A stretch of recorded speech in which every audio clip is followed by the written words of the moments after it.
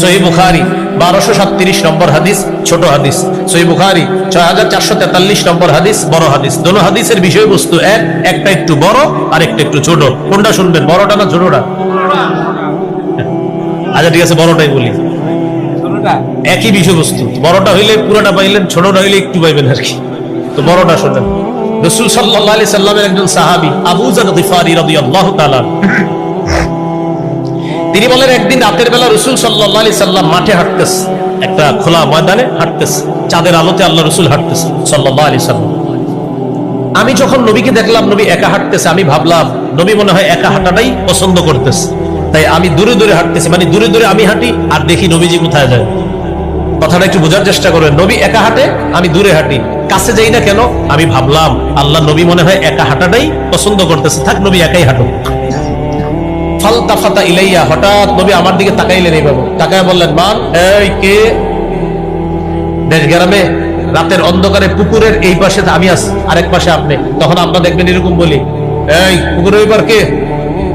এরকম বলি। আমাদের নবীজি সাহাবীরে দূর থেকে দেখে বললেন, মান, এই কে? আবু যর গিফারি রাদিয়াল্লাহু তাআলা আনহু বললেন, হুজুর আবু যর। ও আবু যর, জি হুজুর। তাআল, আরে এদিকে আসো। সুবহানাল্লাহ। তাহলে প্রথমে ছিলেন দূরে, সাহাবীকে বললেন কে? সাহাবী বললেন হুজুর আবু যর। ও আবু যর, আরে এদিকে আসো।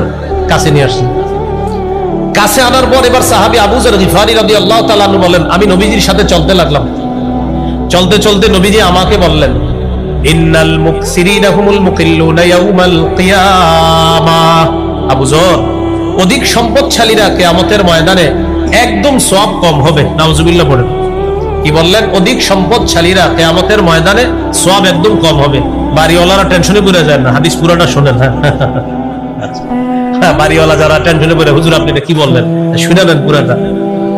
তো নবীজি প্রথম বললেন অধিক সম্পদশালীরা কিয়ামতের ময়দানে একদম নেকি কম হবে।